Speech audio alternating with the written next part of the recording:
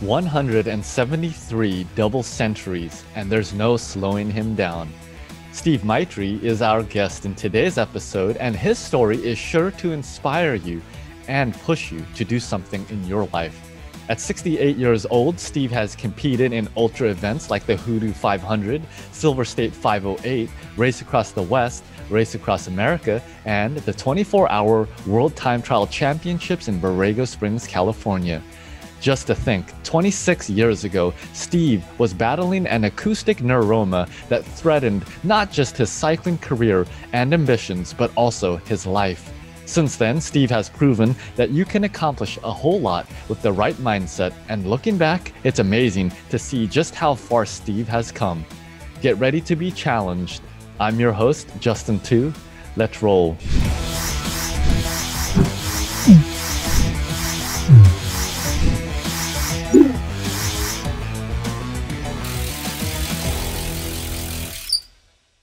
Hey Ultra family, Justin Tu here, your host of the Ultracycling Show. Thanks for tuning in to today's episode with a longtime Ultracyclist, Steve Meichtry, who has raced in all of the well-known ultra events in the world, but most notably has also completed an astounding 173 double centuries, and probably about 10 of them even before they became official here in the California Triple Crown. And to date, that's over 34,000 miles, so impressive. Now, Steve is currently 68 years old, and he has completed the Inyo Ultra 466, the HooDoo 500, Silver State 508, Race Across the West, Race Across America, and of course, the 24-hour World Time Trial Championships in Borrego Springs, California. So, Steve, it's a real pleasure and honor to have you on the show. Thanks for joining me today. Yeah, it's great to see you again, Justin. It's been a while.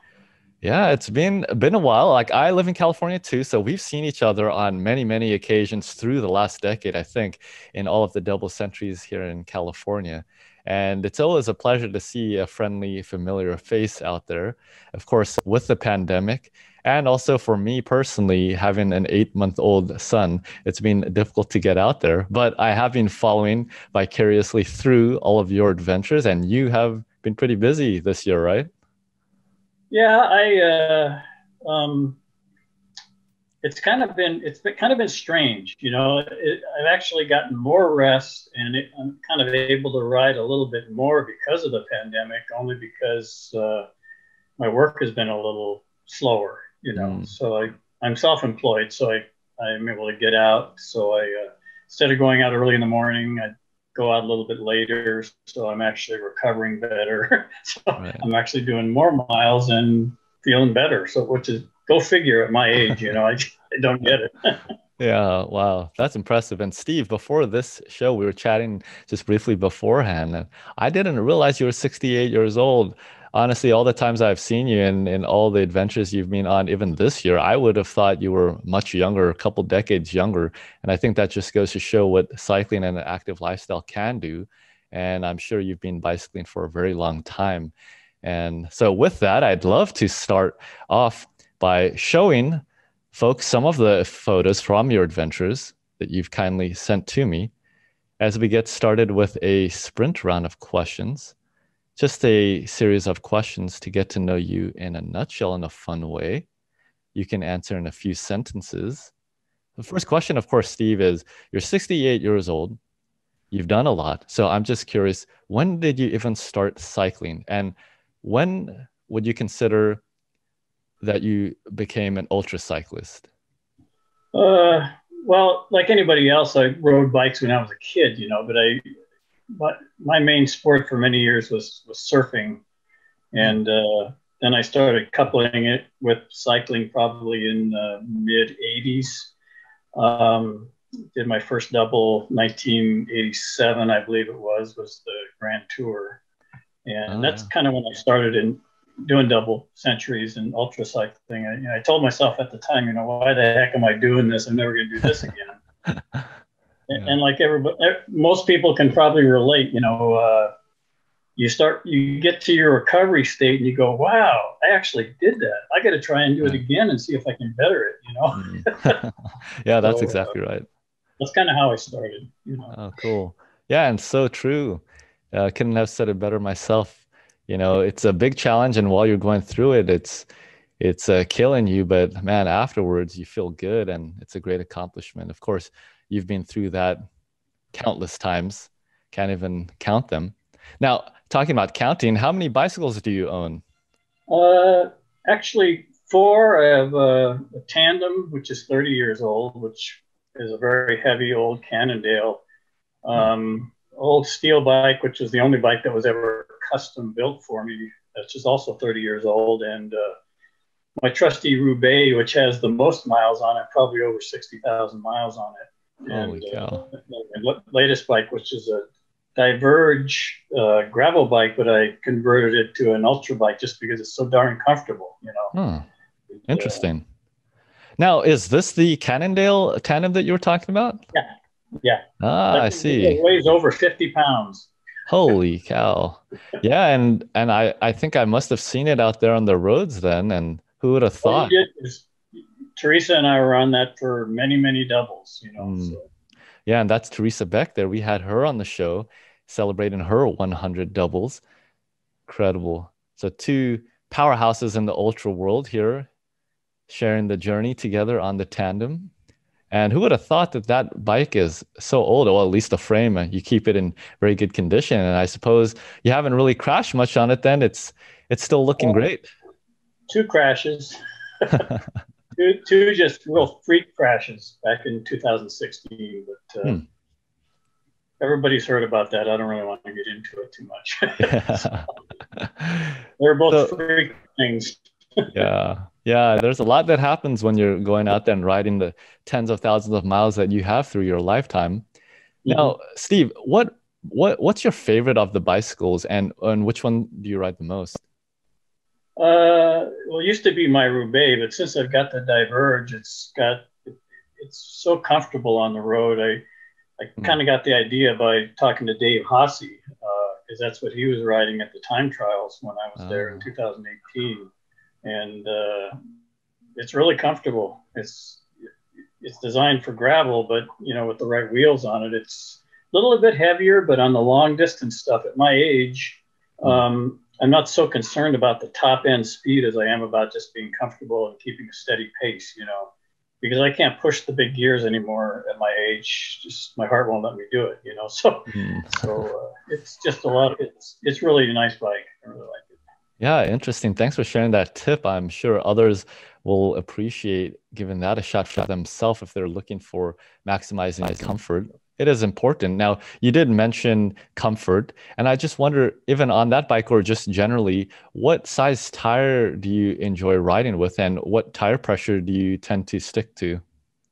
Uh, I I first stepped up to 28 when I with the tandem, and I couldn't believe the difference in the ride. I mean, it was especially with the Cannondale because it's such a heavy, stiff frame. Hmm. That made the ride so much nicer. The Diverge has 28s on it, and it's just night and day the difference between the 25 and the 28. So I prefer the 28 now, but I still run 25s on my Roubaix, and I still ride that once in a while. So Ah, I see. Interesting.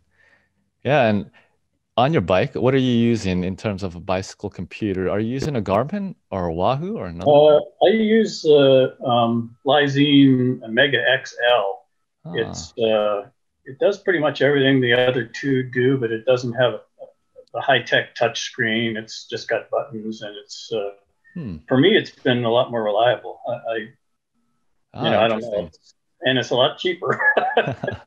Yeah, Being geez. self-employed, it's I have to watch that. You know, so. Hmm, that's something to consider for the rest of us. Of course, most guests on the show have either said a Garmin or Wahoo, but of course, with all the bells and whistles, many have moved from Garmin because of the reliability issues. So it is true. Sometimes all you need is, like they say, the dumb phone, or I guess the dumb bike computer, and it'll actually do Yeah. a better job. This one actually it actually does everything. It connects to your phone. It gives you text. Your text come up on it, and Hmm. it just doesn't have the touch screen. I think that's probably what Ah, raises the cost on some of the other ones. You know, just yeah, yeah, you go through the screens with a button instead of the touch screen, and it has a yeah. True. 50-hour battery run time, so Wow. which is nice. Well, and all that you've accomplished, I'm sure it is a great computer to use, and we'll have to check it out. And perhaps we can accomplish half the things that you have. Now, Steve, I'm wondering, is this the Specialized Diverge bike? No, that was the 2018 time trials when I before I got the Diverge. That's my Roubaix. Ah, okay, that's the Roubaix. Yeah, Yeah, yeah. I didn't. It's not a time trial bike. It's just a comfortable bike, and yeah. I've pretty much always ridden not very expensive bikes. Being self-employed, I've always had to really watch my output as far as the Right. monetary aspects concerned. So Yeah, and it's not a cheap sport, both in the gear and equipment, yeah, but more than that, even the races. And that's an impressive thing, I think, about anybody that has even done any number of double centuries, ultra events. Even in California, we live here, it's a large state. You're having to travel all over the place for those 172 double centuries. And that incurs its own costs, having to go out there, driving a couple hundred miles to some races, perhaps staying overnight, getting all the fuel, all the gear to sustain you through yeah. a whole day of riding. So that is part of ultra cycling and part of the fun and challenge, I suppose. Now, talking about food and nutrition and all of that, Steve, what's your favorite ride snack? Like, what do you like eating when you're on the bike, either training or racing? My main fuel in the last 2 years has been tailwind. But Mm, I still, once I get, like most people, once I get to a certain point, I just have to have some regular food. mm, And that coupled with the tailwind works fine for me. Since I started using that, I've never had upset stomach problems, even in the hottest temperatures. mm. It works very well in the heat because it's very, very simple. Doesn't have a lot of protein in it, no milk products in it. Mm. Works great for me. It really does. Awesome. Yes, Tailwind has been mentioned many times on the show. Glad it's been working for you as well. Now, how about after a long, hard ride like HooDoo 500, Silver State 508, or even a double century? What do you like eating after as a post-ride meal? Is there something in particular, either right after it or perhaps the next day? But my favorite like solid food is a good old In-N-Out burger. I mean, there's Nice. been a couple doubles where I eat two double doubles, after the Wow. after the race, and I wouldn't even feel full after.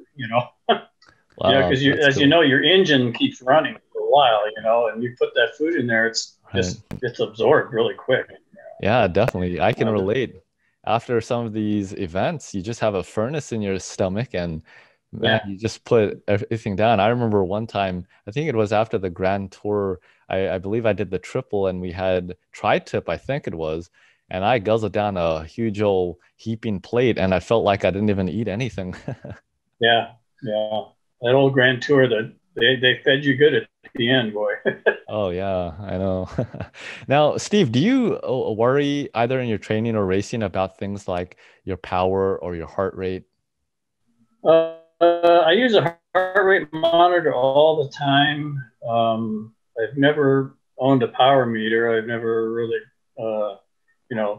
been wanting to put the money out for one. But the heart rate monitor has really been great because a couple of years ago I had a scary overtraining syndrome incident where I thought I was having AFib problems, at my age and so on. It turns out Hmm. I'm in construction. That's my main business. I'm self-employed. And I was going out at 4 in the morning, training, doing 35, 40 miles, and I would go do construction work all day. And I wasn't taking into account the added training I was doing just at my work, and I wasn't recovering. And Hmm. uh, it turned into a whole thing where it was affecting my heart. And I had these couple issues, and it turns out it was just overtraining syndrome. I just was not getting enough recovery rest. And Hmm. as we all know, that's where the magic happens, is when you recover, not when you're training. Right. So you got to train hard, but the recovery is more important. And Hmm. you'd think I would have learned that after all these years. But Yeah. no, I never had a coach, so I Right. Right. probably would have helped me. Hmm. Yeah, very interesting. I think on the one hand, it's fascinating how much you can do without a coach and really just gauging your body, learning your body, and Mhm. feeling it. But at the same time, there are things that can be learned, either gleaned from other racers that you meet out there in a race, or people that you just chat with, friends in the ultra family, but also even a coach, especially if you're going on for some of the rides that you have been doing, the very long multi-day events like the HooDoo, Silver State, even RAW and RAAM. So, well, just congratulations on all that you have done. And I'm Thank you. sure you have learned a whole lot in Oh yeah, the years. Yeah. I learned the hard way. You know, Yeah. I like to tell people I train stupid. You know? I've Yeah. always been that type of a person. I always, for some reason, I've always been the one to. I grew up in the school of hard knocks, and I've Mm. always kind of I've always learned the hard way with everything. I don't know why I do that to myself. It would have been a lot easier to learn faster, Yeah. you know. Perhaps in some ways it's a cornerstone of an ultra cyclist. And we just don't Maybe. know how to not punish ourselves. But it's also very impressive, Steve, that you are 68 years old, you're still working, whereas perhaps someone at your age, they might just kick it back, retire, and just be cycling all day, every day, and you're not having to worry about anything else. So just the fact that you're able to balance that, I think is inspiring, because you're able to achieve so much with a life that many people half your age are living. So there's no excuse really having to work, having other commitments in your life. So well done with Yeah. that, and look forward to discussing Thanks. that in more detail. But back to the sprint round of questions, I'm wondering, you know, you've ridden so much. What kind of terrain is your favorite? Do you like riding the climbs, the descents, the rollers, or the flats?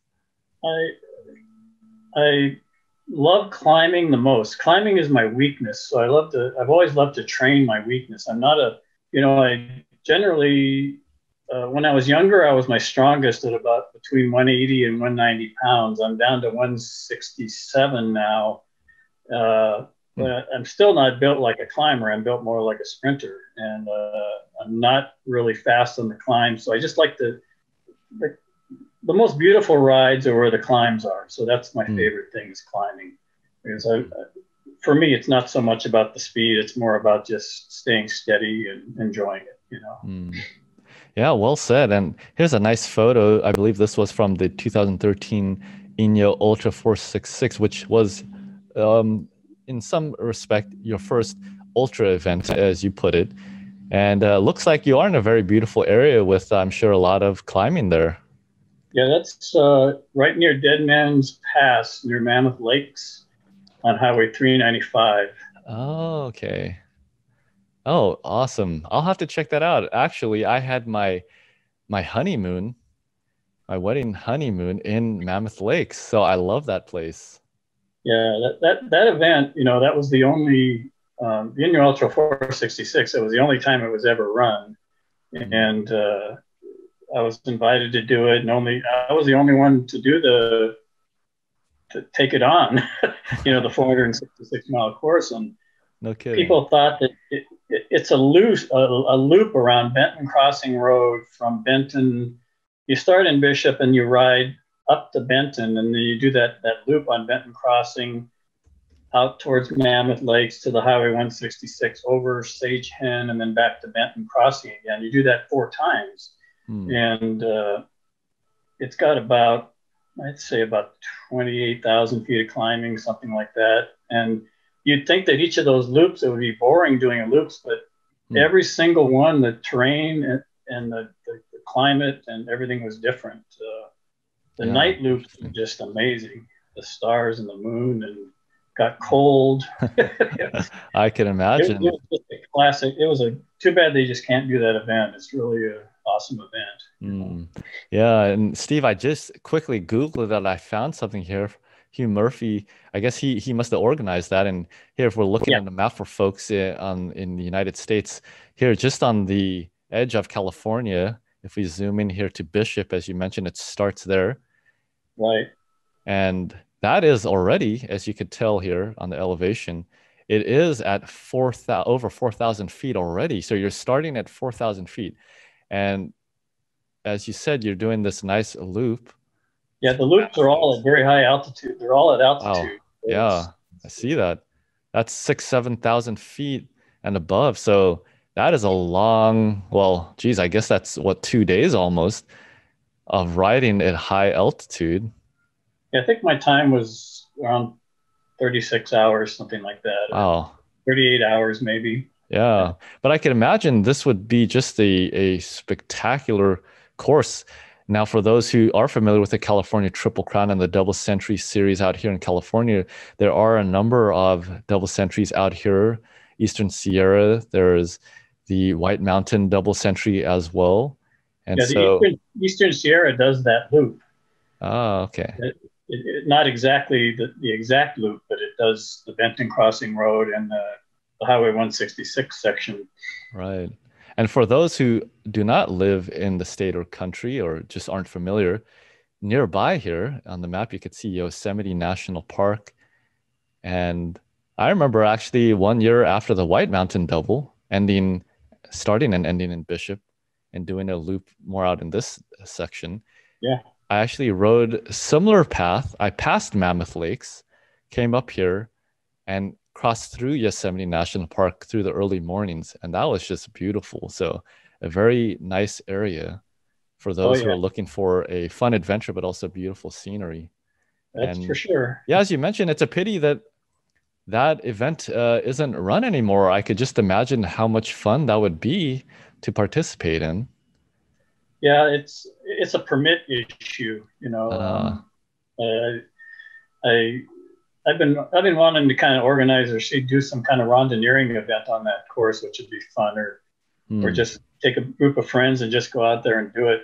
You know, do two yeah, loops, do three loops, ride for however long they want to do it. You know, it's right. it's a beautiful course. It really is. Yeah, definitely. Well, count me in on that one, Steve. I'll look forward to seeing you out there.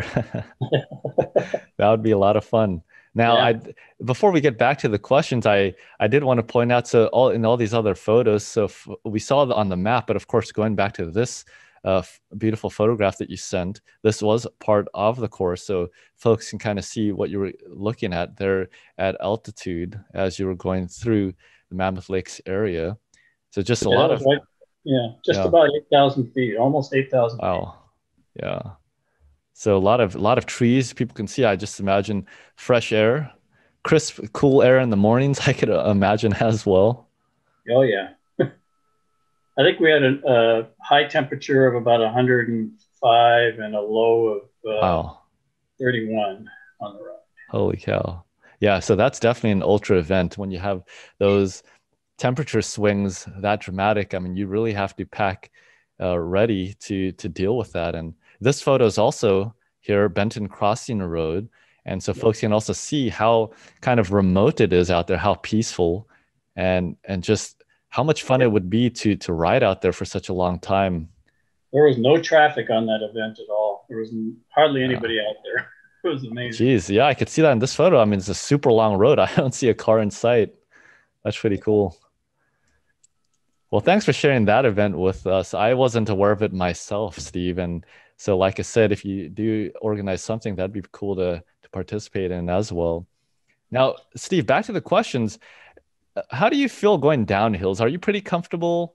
Do you like going fast? Do you know what your max speed down a hill has been through the years? I'm a very confident descender. You know, I have very good hand-eye coordination.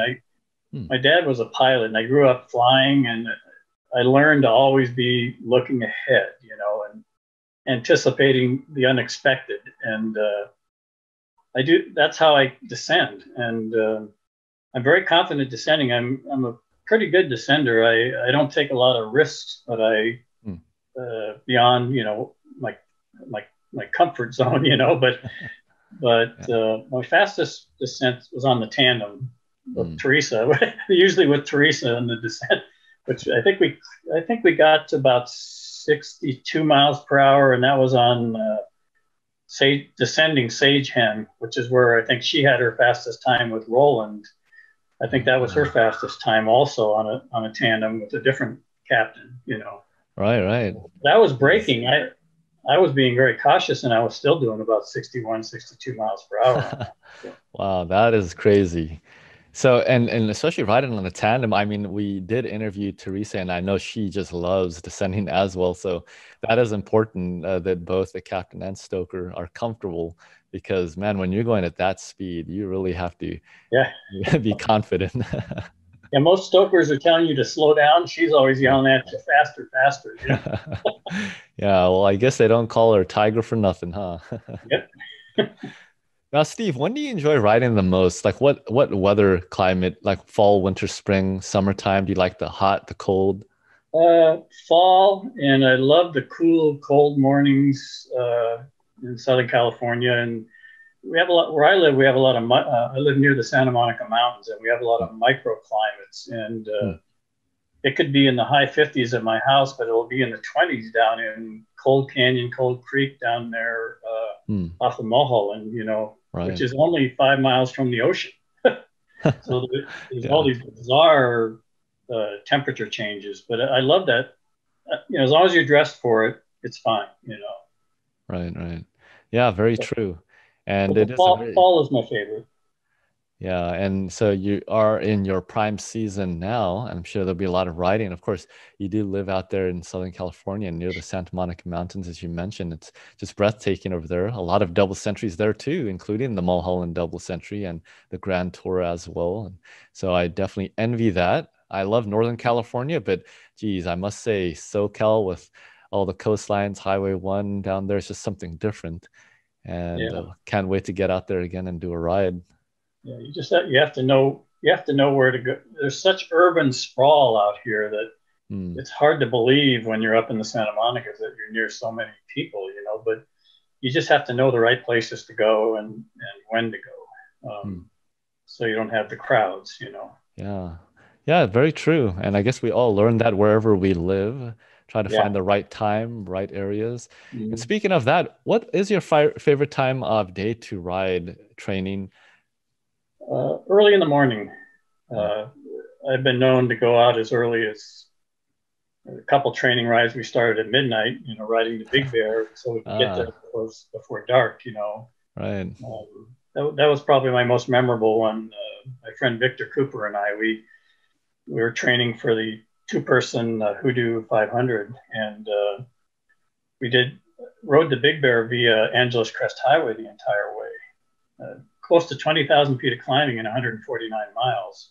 Wow. And so we left at midnight, and it, it was beautiful. It was just amazing. It was Hmm.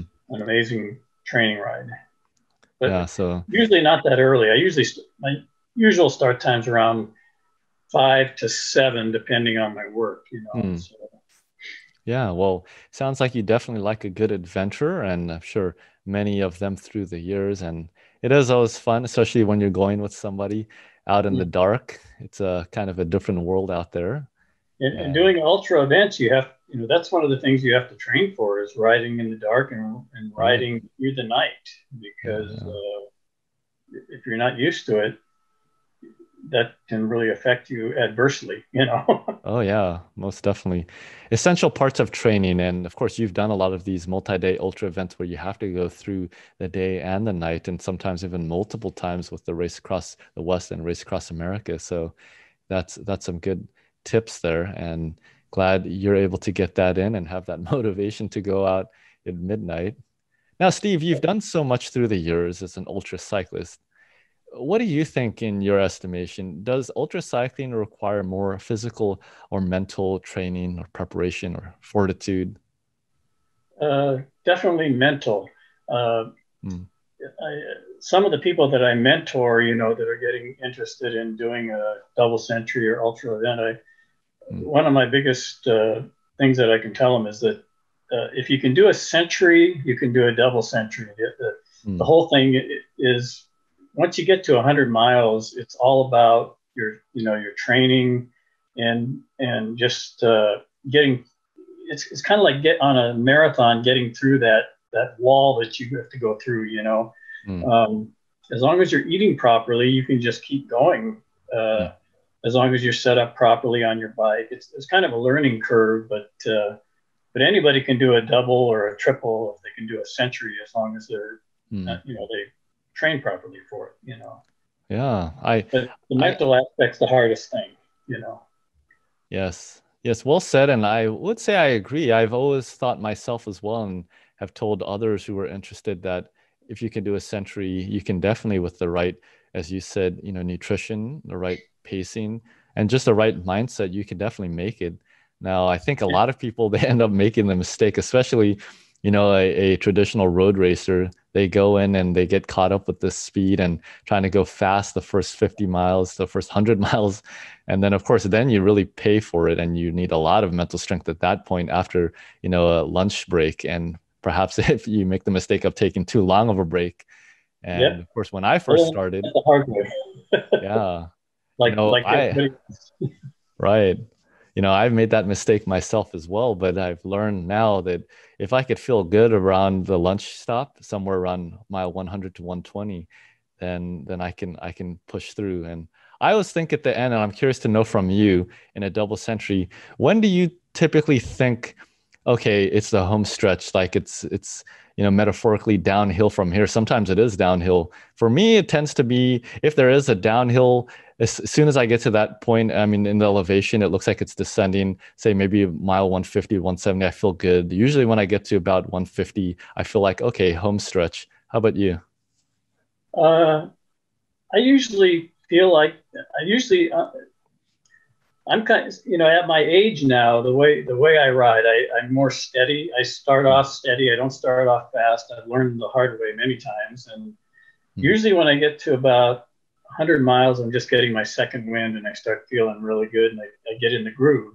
mm, And I'm usually feeling really good at about 170 miles if I've eaten properly. mm, Um, it all depends on the conditions too, right. but generally, I really start smelling the barn and feeling good about 170 miles, kind of like Mm, yeah, yeah, And a lot of times I pass a lot of younger people at that point. The people that go out too fast, yeah. they can be in their 30s, and here I am in my 60s, and I'm passing them, Oh, and yeah. that that's the biggest advice I could give to somebody that's doing an ultra event is you Right. should feel like you're not working hard enough at the start. Don't feel like if you feel like you're pushing hard, you're doing it wrong. You should be, Mm. unless you're in an all-out race or something. But even at that, um, the goal is to try and stay steady, not to overcook yourself. Mm. Yeah, that's some great words of wisdom there, Steve. I think anybody interested in doing a double century or any ultra event really should heed that advice because it is true. If you feel like you're on a red line, in the first 50 miles, you're you're gonna really pay for that. And Any I've coach will made that tell you, mistake. yeah, any coach will tell you you can't keep that up. Nobody can keep that Yeah. up. And it's painful once you get to around 100 miles and you've been redlining and pushing yourself beyond your limits till that point. It's tough to get back on the bike after a lunch break. And, Yeah. then people tend to eat too much at the lunch break and get a food coma. And then it's almost impossible to get going again. And so that's definitely some good wisdom, Steve. Okay, you've done a lot of events. What has been one or two of your favorite ones? My favorite event all time is to do is the HooDoo 500. Hmm. Um, just the course is so beautiful. It's just an amazing course. I just love that ride. I mean, that would be my number one. Of course, I gotta say, doing a 4-person 60+ team on RAAM was an amazing thing. But but as far as courses are concerned, I'd say HooDoo is Hmm. number one. Here's a nice photo of you, 2014 HooDoo. Yeah, You that had, was my first. Well, my second ultra event was HooDoo 500 after the 466, and wow, impressive. it was fun. Good memories. Of course, there's another photo here. And I think even one that we have when you're riding at night, like we were talking about earlier. Yeah, And I can see you're dressed for the occasion. Yeah, that's climbing out of Loa, which is really bizarre. You're, it looks like you're out in the desert, but you're at 8,000 feet, you know? And it was Yeah. cold. It's really cold. And it's a tough climb. It's these stair steps Mm, that you keep seeing the summit and think it's the summit, but I think there's 5 or 6 stair steps up to the summit. And wow. Yeah. That must be tough to get to the top of, especially late at night. I'm sure after a long day of riding, just having that mental strength to keep pushing and yeah, to not get discouraged. yeah. And this was right after my. It took an hour and a half. I was off the bike for 2 hours, an hour and a half sleep break in Hmm. Loa, and so it was freezing outside. So that was usually my strategy at Hmm. around 4 a.m., 3 to 4 a.m. is where I would take my sleep break on those events, and then get up just before sunrise and start going again. And it was tough climbing that right after sleeping. It's just, it, what a way to warm back up again, you know? Oh yeah. One of the challenges of those multi-day events. Tough to get back up, but I'm sure it was made easy. Here we have two of your crew members Yeah, and those that's your my two two daughters. daughters. Yeah, Wow. yeah, it was just amazing. My youngest is a nutritionist, and she Oh, no kept this kidding. amazing log of everything I took in Hmm. and my calorie intake and all my fluid intake. I think Strava said I burnt I think 15,000 calories on that ride, and I Wow. took in 17,000 something calories. Hmm. And I took in an average of 350 calories per hour and had no problems with my stomach at all. I mean, Hmm. I have a very fast metabolism, so I can usually take in more than some people can. Hmm. You know, they say you can only take in like 200, but Hmm.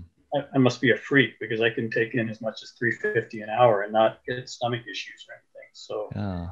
and my Yeah, that's oldest was impressive. an athletic trainer, so she was like having, Wow. you know, so I was and my crew chief was my friend Victor. You know Victor, he's Oh yeah. a good crew chief. He's in the 508. He's a 508 Hall of Famer and Hmm. did RAAM with me, you know, and he was great to have as a crew chief. Yeah. So it sounds like you had the dream team there, I really did. made that work out. But at the same time, you're also just a high performing athlete yourself. And I think it's an important topic that you brought up in terms of, maximum absorption of nutrition every hour for most of us. It varies from person to person, but Yeah, typically it is on the lower end. But of course, like you said, you're able to figure that out for yourself and you were able to get all the nutrients and calories that you needed, which is a tricky part of, especially a multi-day event where you're not done after 10 or 15 hours and then you can have a dinner, sleep, and keep eating, but you have to be constantly expending that energy. So you have to replace it. And it's important because once you get in deficit, it's almost impossible to dig yourself out of that. And yeah, so it's cool that you had your daughter who has that experience and wow, you guys really executed that flawlessly then. yeah. She was, yeah, my nutritionist daughter. She's an exercise physiologist and a nutritionist, and Oh, wow. she was yelling at me. You know, you need to take in more. You know, you're not peeing enough. You know, you know. Wow. She was on top of it, and she made That's me this cool. beautiful log Huh. of everything I took in. It even there's notations when I went to the bathroom. Everything. Holy cow. It was it Jeez. was great to. Be great on a crew. That was the only time she's crewed, other than she crewed when I was in the younger days when I did the quad century at the Grand Tour. You know, Hmm. but she was just a little kid then. So Yeah, that must have been so cool. And it must be awesome for them to support their dad. And, I'm curious, Steve, and of course, this photo was when you did the Voyager edition, which is a self-supported category of riding the HooDoo, which is, something not for the faint of heart. It's a difficult course and challenge on its own, but then to do it self-supported, that it was just the goes to toughest thing I've show. ever done in my life. Hmm. Wow. That's incredible. And 46 for hours straight with no sleep. wow. Yeah, and for everything that you've done, that speaks volumes of the challenge that it was. And of course, only some of the best attempt to do it Voyager style. We did have the pleasure of interviewing Dave Hassie for his win this year, and of course, we all know him as a RAAM veteran, and he's another level. But you know, that kind of caliber of a rider is who's participating in the Voyager edition. Yeah, I wish when I was younger, like, I wish I was into this more when I was younger, doing the longer stuff. But at that time, I just did not have the cramping issue and the hydration issue dialed in yet, and it always scared me on these events. You know, even though I did a lot of doubles, these long events like HooDoo and 508 and so on, I didn't feel confident enough to do it. You know, but I can't believe I waited till I was in my 60s to do that. Yeah, that is kind of unusual. People would think that once you get later in your years that you would start putting the brakes on, perhaps. But I think a recurring theme in the Ultra family is that, you know, the older you get, the more you're doing, or the crazier you're getting, or the more screws you're losing in your head, or something. Yeah, I know. My head, I keep telling my head's telling me that I'm young, you know, but then I start trying to stay with my younger friends, and I start getting into issues, and you know, the body starts fighting back, you know. Yeah. But earlier you were talking about how you've learned to, say, for example, in a double century, start and finish steady. And I think that is also a hallmark of a true ultra cyclist, knowing how to ride your own race, especially in something like HooDoo 500, where it could be so easy to make the mistake of starting too fast. And all it takes is 50 miles of going too fast, and you still have another 450 to go, where you're either going to DNF or you're really going to have a tough time. So it Exactly. is true. I've known for a long time that I'm not built like a cyclist, and I'm not really a cyclist per se. You know, I was always a sprinter, runner in high school, and surfer, and I just love cycling. But I've always known that I just love doing it. You know, so I'm not as fast as some of these guys that are just gifted ultra cyclists, but I have this innate ability to just stay steady, and I can stay at 15, 16 miles per hour all day long, and but if I try and overdo it and stay with someone that's faster than it does me in, you know. But yeah. And I think that's one of the things that I like about ultracycling, and I think many others do, that it is a different kind of racing. Although, you know, some of the very top, like Christoph Strasser, Marco Ballo, they really are not just riding long distances and they have that endurance, but like you have, but they also ride very fast. But that is exceptional, and that is unique to those few. But for the majority of people who are doing very well in ultracycling events like yourself, it's really more about a different kind of strength. And it comes in the way of endurance and patience, and also all the experience that you have, and you know, the ability to plan things out logistically, you know, do all the training, of course, be disciplined with that, be motivated, do a ride at 12 o'clock or 12 a.m. At midnight, and then be able to show up at the starting line. But then, you know, for something like the Voyager, where you have to plan out, you know, what you need, you want to pack but not too heavy, and make all these decisions. It's a lot of critical thinking that we have to do as ultra cyclists. And that's one of the fun things for me, you know, all the strategy making, and how are you going to do better, and what are you going to tweak. And it's not just a dial that you turn in terms of increasing your power output, trying to ride as fast as you can, because that's only one component. Like you touched on earlier, the weather conditions is a big factor as well. And even other conditions out there that you may not even expect. It could be traffic.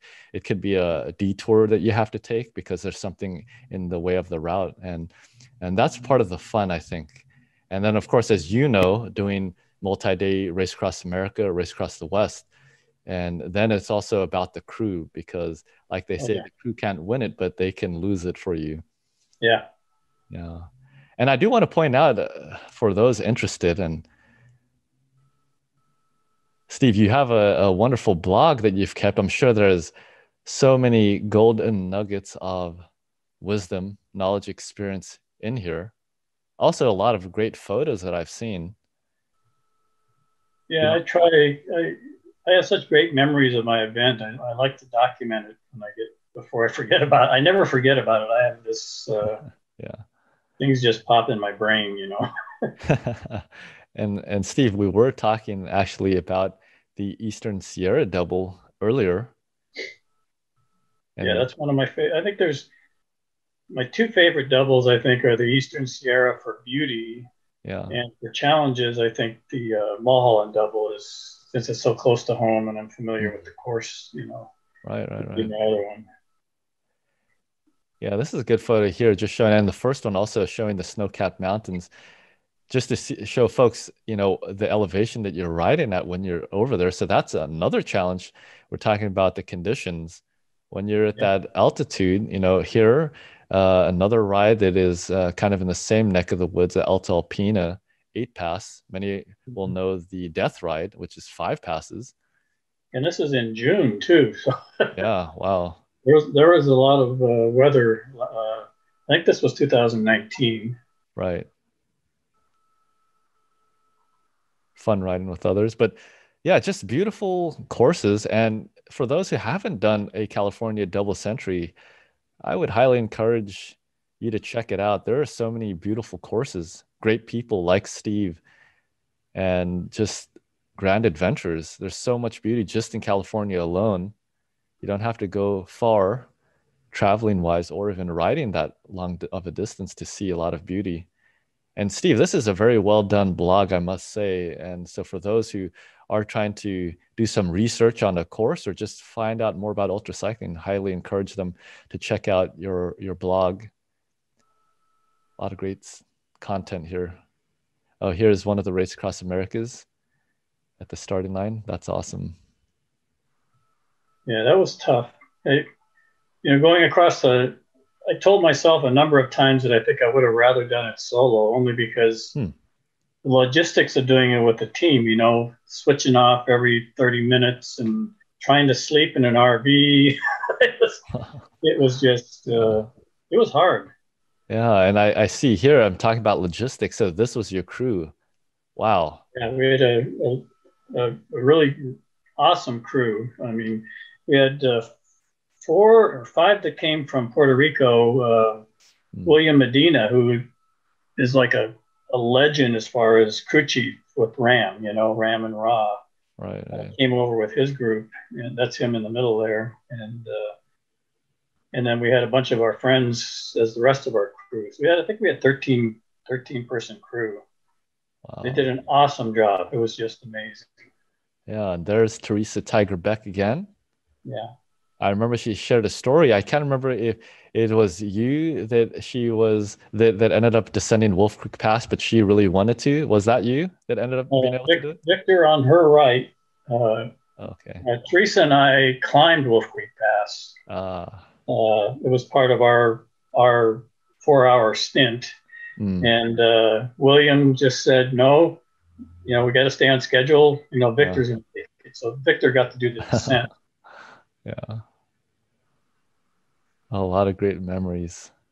Oh yeah, And what an incredible accomplishment. And for those who have done RAM or something like it, of course, they'll know, especially with the team and with the crew, just how much fun that is and the team building and the memories. And you can't make those kinds of memories anywhere else other than in an ultra event like this.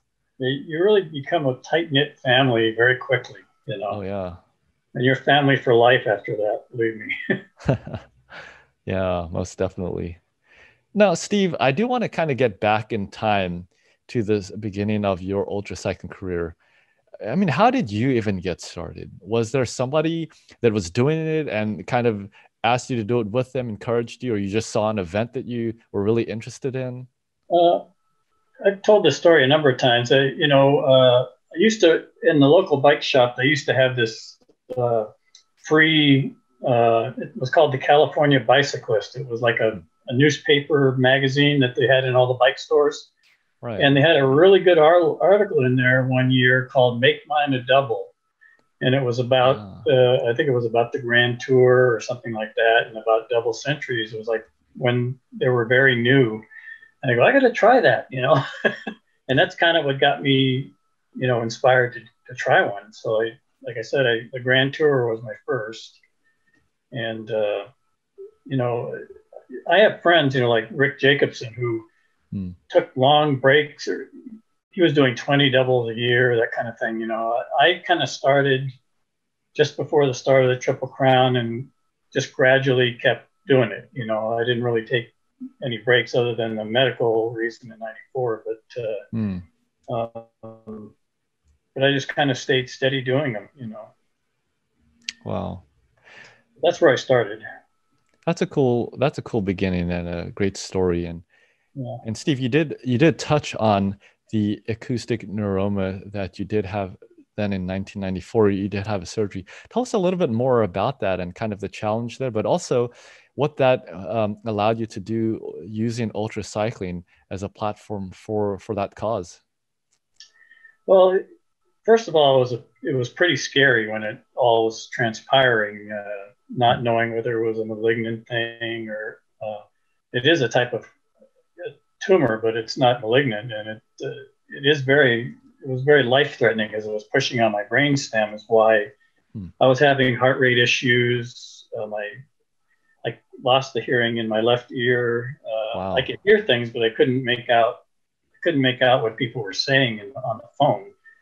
And it wasn't until the '94 earthquake that I think it must have set something more off, because I started losing my balance at work. I'd be standing on a ladder and I would just fall over, you know, against a wall or something. And it scared the heck out of me. So when I told my ear doctor, after going through all these ear tests,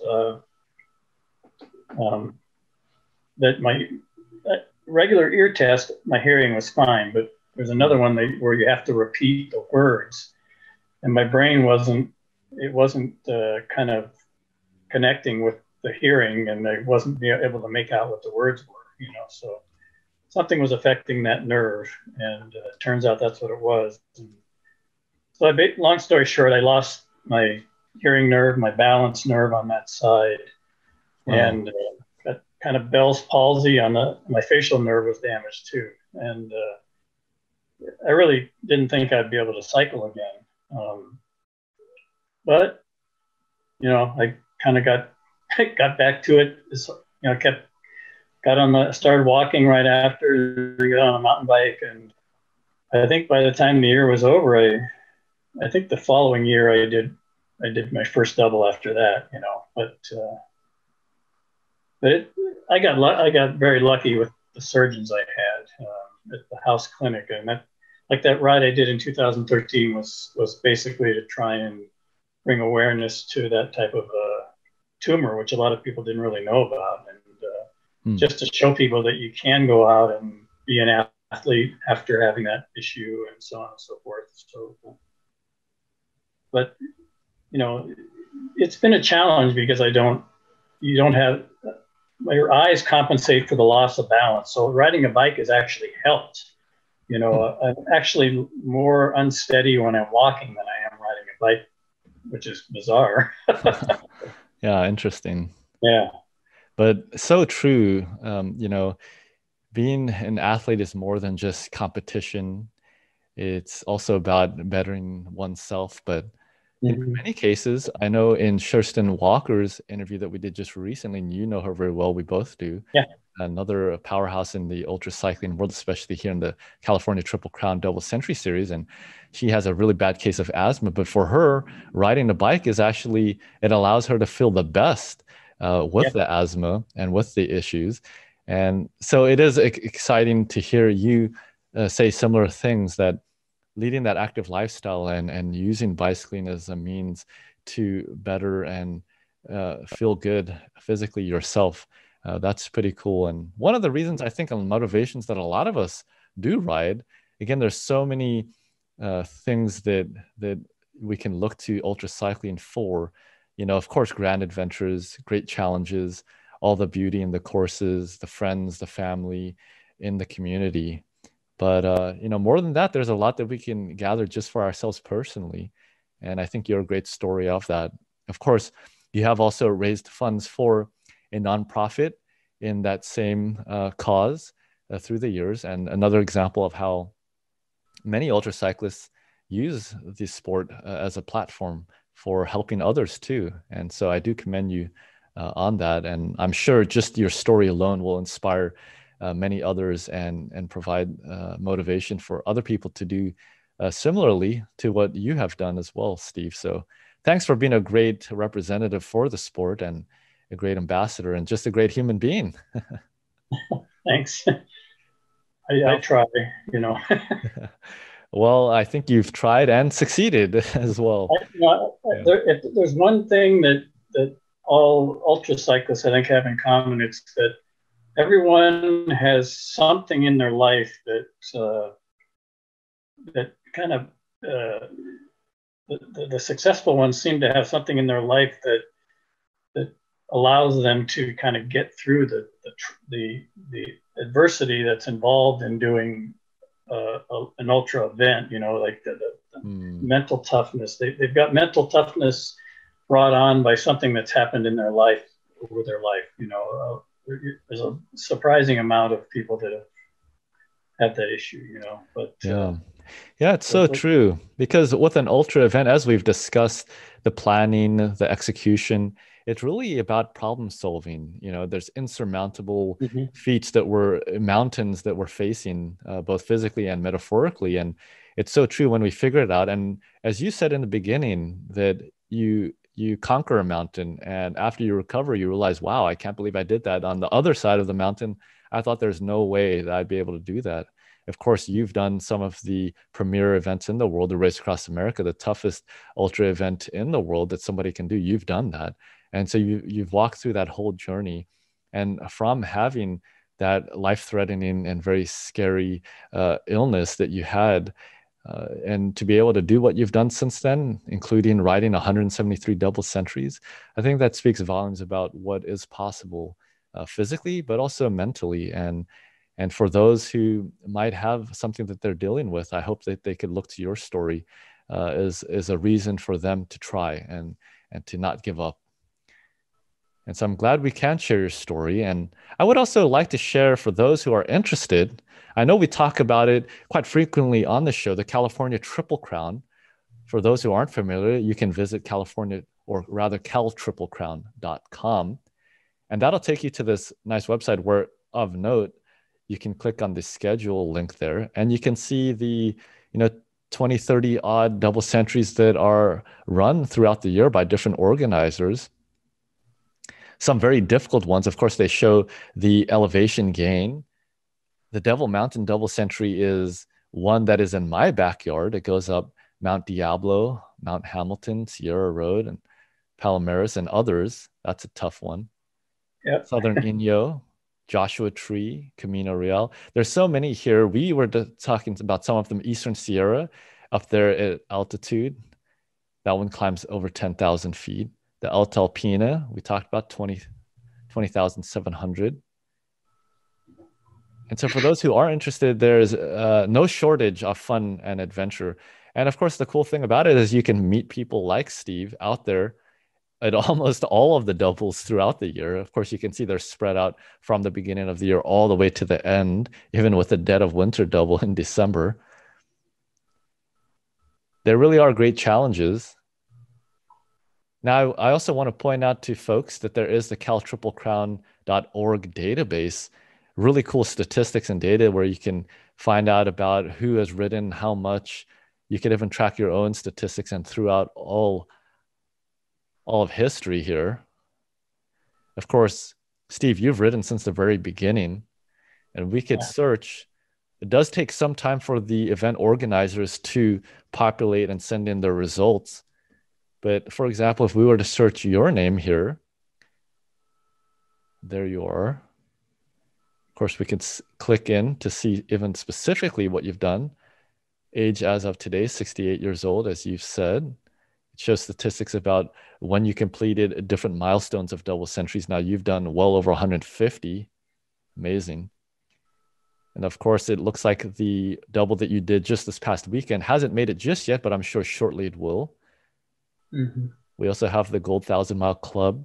So every year, if you do 5 doubles and volunteer, then you can be a winner there. And of course, the traditional California Triple Crown, doing 3 and volunteering in a year.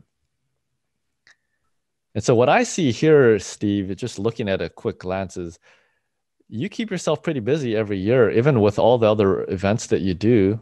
Every year you're doing a lot of double centuries, and a lot of them very close to each other.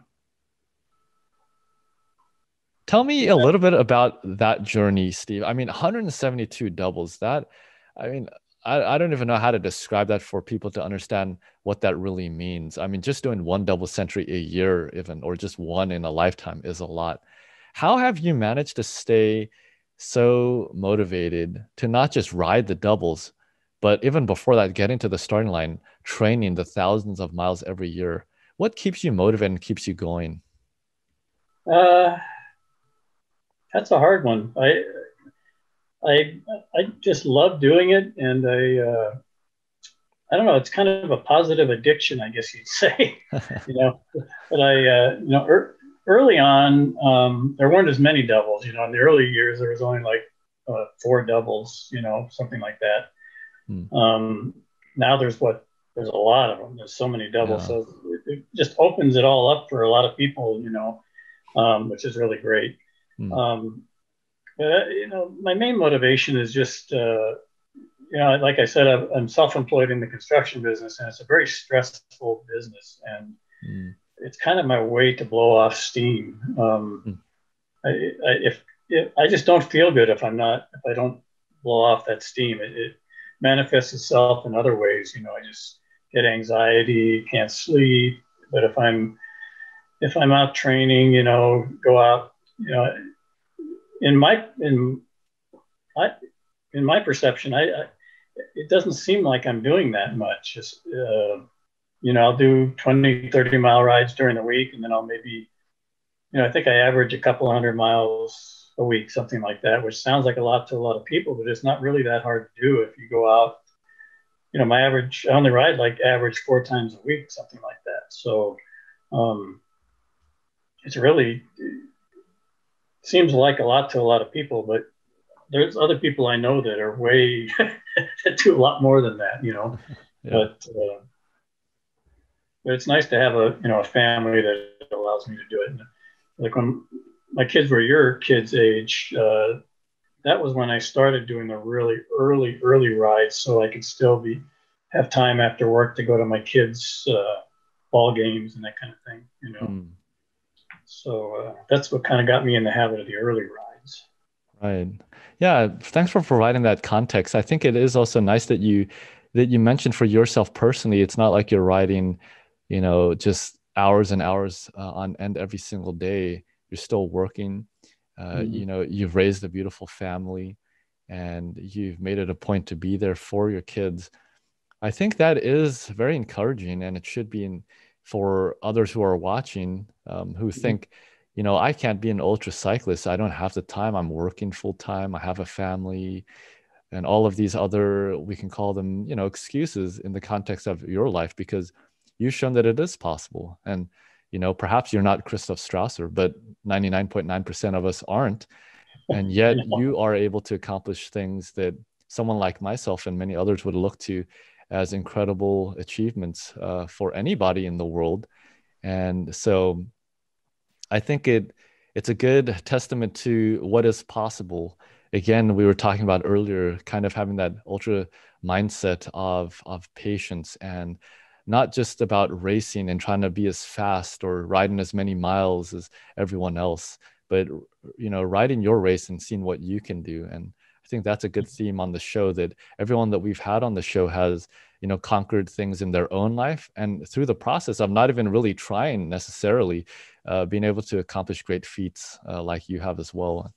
I guess, like they say, the only time you should look back is to see how far you've come. And boy, Steve, you've come a long way. And I could imagine at the beginning of this journey for you, you didn't think you'd be talking with me saying you've done 173 double centuries, because man, I've done just over 50 of them, made it into the Hall of Fame. And I can say, boy, that was not an easy journey. And when I started at double century number 1, it was just a pipe dream and something in my bucket list that I thought one day, perhaps in my lifetime, I'd be able to do 50. And yet you've done over triple that amount. And so that speaks volumes about what you have done. Now, I did want to point out also, I think this photo was from the 24-hour World Time Trial Championships. I think you did this one in 2018 and got first place in the 60 plus division. Yeah, that was hard. My goal was to do 350 miles. But I got to a certain point after riding through the night, and the guys that were crewing, Tony crewing, he said, "You're a lap ahead of the second place rider," and I'm going, "No way," I was just going at my normal pace, but at that point I thought, well, wow, it'd be awesome if I could get 400 miles in, which I totally could have done, but age got to me, sciatic nerve problem and hot foot had me off the bike for 2 hours. And on that kind of event, you can't be off the bike for 2 hours and do 400 miles, So I ended up with 379 miles, which still put me, I think, a lap ahead of the second place rider, but I was happy with that only because I was in so much pain.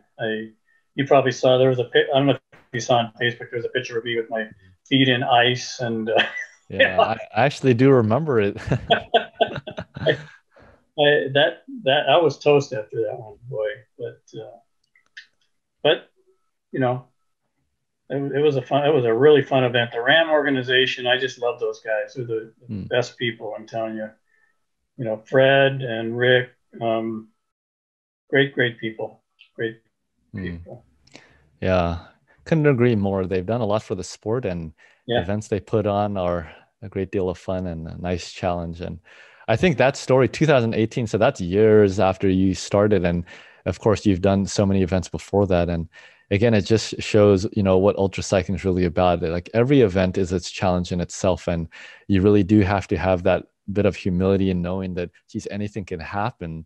And you have to expect the unexpected and be prepared. Of course, you did end up being able to complete many miles and you got first place that year, even in spite of the challenges. And that's typically what we have to deal with as ultracyclists. But as we've been talking about through this segment, just in life in general, life will throw you a curveball and you have to be prepared for it. And that's the cool thing about being an ultracyclist. You learn how to complete and achieve things, even in spite of the things that will be thrown your way. And you've done many, many events through the years. And so, Steve, I am curious, in all the countless events that you've done, have you ever not finished one or DNF'd for one reason or another? Well, I DNF'd on 2 events. 2007 Mulholland Double, where it was at the start of the race, it was 32 degrees in Malibu Canyon, right along Mulholland there. During the race, the Santa Ana winds came up and it got up to 107 degrees within 3 hours of that time. Holy cow. I just got so dehydrated. I lost 7 pounds on that event. I only had 30 miles to go, but I quit at Peter Strauss Ranch with 30 miles to go, with cramping so bad. I think I sat in an my daughter, who's the athletic trainer, put me in an ice bath at home. And after that, I recovered really quickly. She knew what to do. But the funny thing is when I got picked up to go home, I actually felt pretty good. Like I could have finished, but I was dangerously low on, I'd lost a lot of fluid, Right. And the other one was 2011 Death Valley Double, where we had a storm front come in with no rain, but just the wind. Were you on that one or not? I wasn't there that year. Yeah, we started off with the front coming in, so the winds were howling out of the south all the way to Shoshone on the way out. We started in Furnace Creek. Then as we were coming back, you could see the frontal passage coming, and we had tailwinds after we turned around, but you could see this giant dust cloud coming as as that storm passed us. The wind started backing out of the northwest. All of a sudden, there's 30-mile-an-hour headwinds going back. Wow. And because of my tumor removal, I can't blink my left eye. I can only blink it very slightly. And I didn't have protective. I wear glasses that are like goggles now. I didn't have the protective glasses, and my eye got so sandblasted I went blind in my left eye temporarily, and I just had to stop because I thought I was going to cause permanent damage. So amazing. That was the second one. Just those two was it. Amazing. Yeah, brutal conditions. 9 people finished that race. Holy cow! Out of 130 something. Yeah. That's how bad it was. Yeah, it just goes to show. That's the thing about, especially the double centuries. I mean, there's so many conditions, no matter which one you do, and there's always something. There's always something. That's what kind of makes it fun, also. But sometimes, really, you have to know how to call it a day and come back again the next time. And so it is good to hear that you were able to make those decisions. Sometimes it is tough. Like you said, on Mulholland, you were 30 miles from the finish, but yet sometimes just for safety reasons, health reasons, it's not the end of the world. And sometimes you do have to just call it a day and count it as a good ride. Yeah. Now, you've done so much, Steve. What on earth is in your future plans? I mean, is there still something that you're training towards, something that you'd still like to do?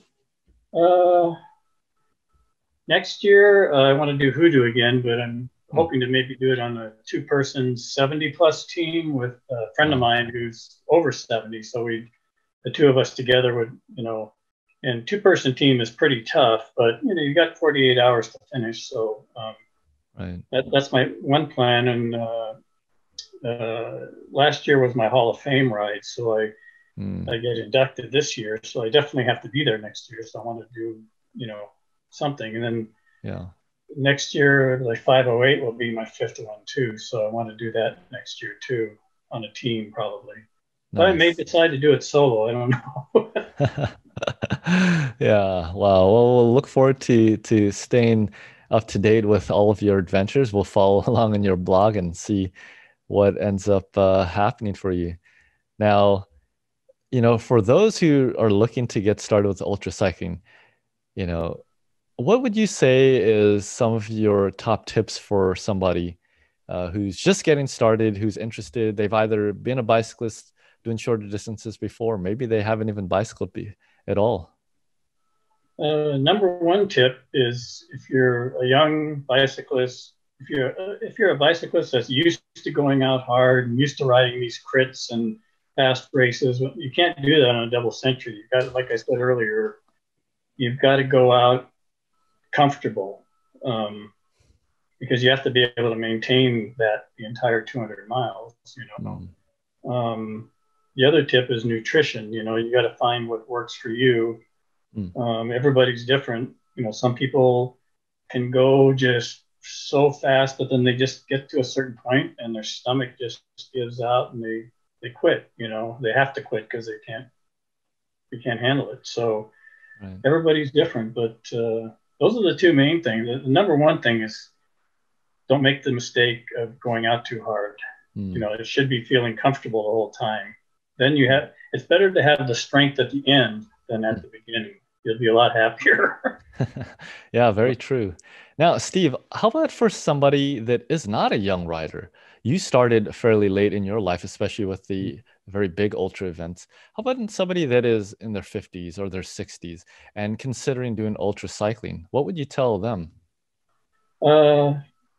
Basically, the same thing about not going out too hard. But if they're a beginner rider, start off doing, I've always thought that if you could do, get the training in, and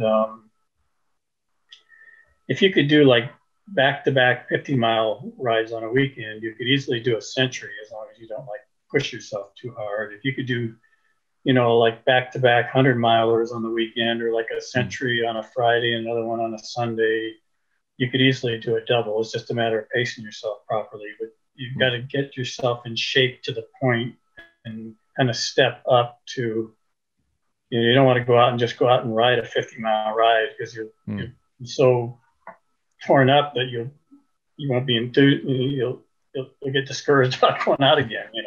So make it Yeah. fun. Start off making it fun.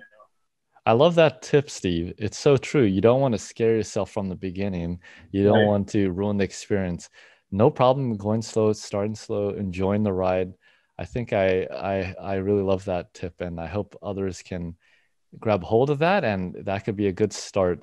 You do have to have passion. Of course, you do. You've done so many doubles. You've done so many other ultra events.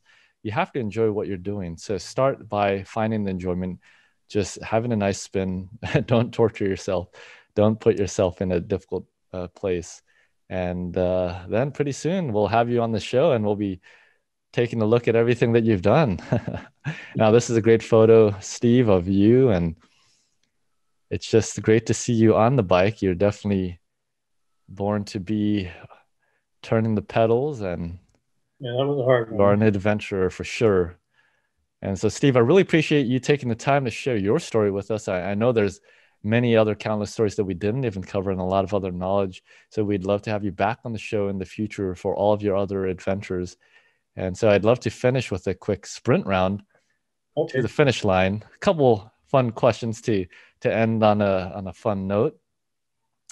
Steve, I'm really curious, when is your next long training ride and where do you plan to ride?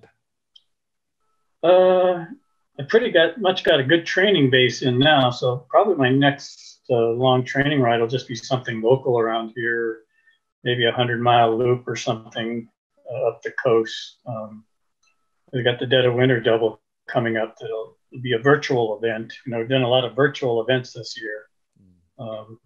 But probably just a simple loop course out to Point Magoo or something and back, something like Oh that. man, sounds fun. Yeah, I miss riding down there. It's been a while since I've been in SoCal for any riding, let alone a double. And so all these places you mentioned just brings back great memories. Yeah. Can't wait to be out there riding with you again soon. Now, Steve, how would you rate yourself in the way of bicycle maintenance on a scale of 1 to 10, 10 being good? Uh, I'm okay. Probably a 5. I do maintain my bikes as far as keeping them clean and everything, and so on and so forth. But I don't do a lot. I take it into the shop, for anything that's a little more like changing a chain or that kind of thing. I've never really, being in construction, I've always delegated, specialty stuff to people, Right, right. only because I don't want to mess it up. Yeah, So, that's true actually. Yeah, yeah, leave it to the experts. And of course, you're yeah, doing so much in the way of just training and staying on top of your nutrition and your resting. So it's good to be able to focus yeah, on that. Now, Steve, you own yeah. a variety of very nice bicycles, and you've definitely made them look good and ride fast. But I'm wondering, is there still a dream bicycle that you would love to have one day, or do you already own it? Uh, Probably, if money were no issue, I would like the top end Roubaix or top end Diverge. Hmm. The ones that I have are just, my Roubaix just, they're not the lightest version. I've never been a light rider anyway, but I've always believed that it's not, and a really, really light bike does help. But on ultra events, the extra weight, you're usually carrying so much extra stuff anyway, that I'd rather have a little more bomb-proof, heavier bike that seems to be be stronger. I, I'm always hearing about my friends with the expensive components Hmm. breaking things. The lighter they are, the faster they break. I think Right. Yeah, that's funny and I don't kind of break things true. very often. Yeah.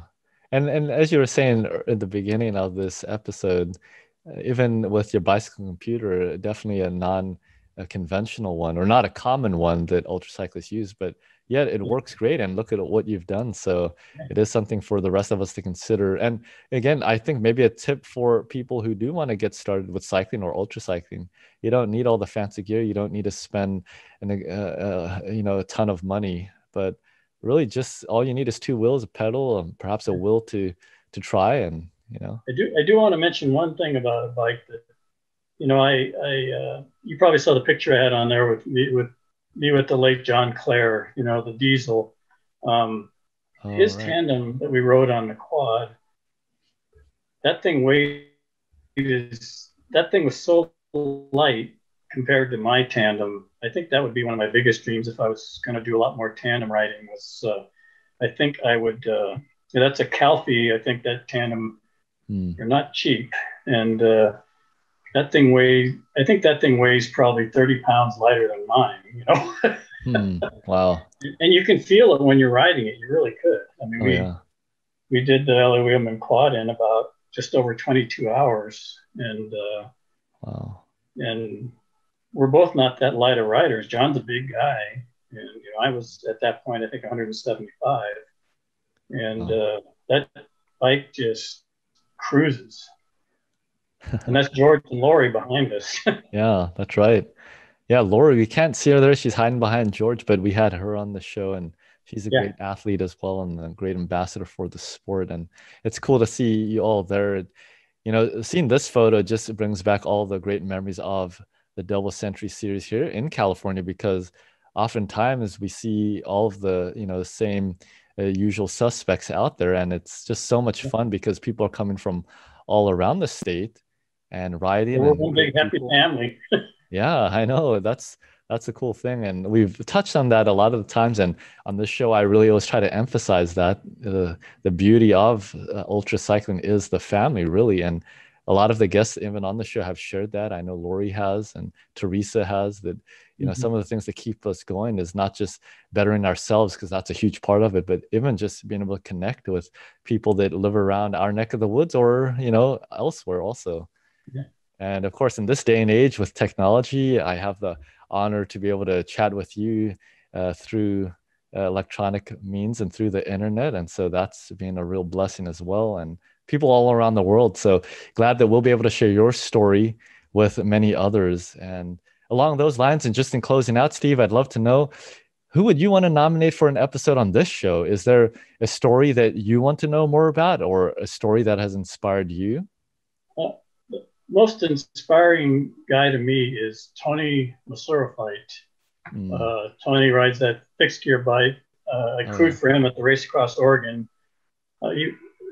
You know, he set the record at Race Across the West a couple of years ago, and he just did first one ever to do the 1,000K Race Across Oregon on his fixed gear. Mm. He, Tony's an amazing person and just one of those guys that just does nothing but give back to the sport, you know, and he's Mm. very humble. He would be a great guy to have on the show, I really think. Yeah, I couldn't agree more. And to tell you the truth, we actually do expect to have him on the show at some point.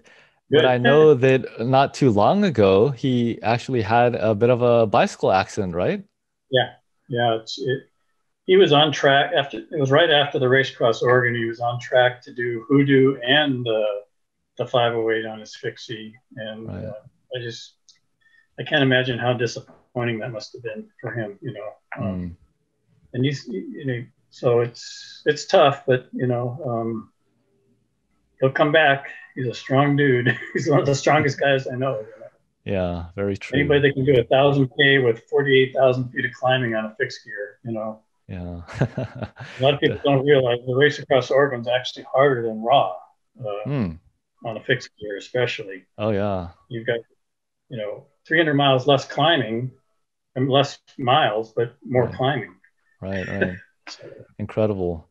And there's it's no tough. shortage of challenges for those interested in ultra cycling, because if you can't find an event out there that's challenging enough, you can make it more challenging by riding a fixed gear. Yeah. Oh yeah. That's the fun of it. But Steve, it's been a real pleasure to have you on the show to learn more about your story. There's a lot of inspiration, a lot of tips and tricks and lessons to learn there.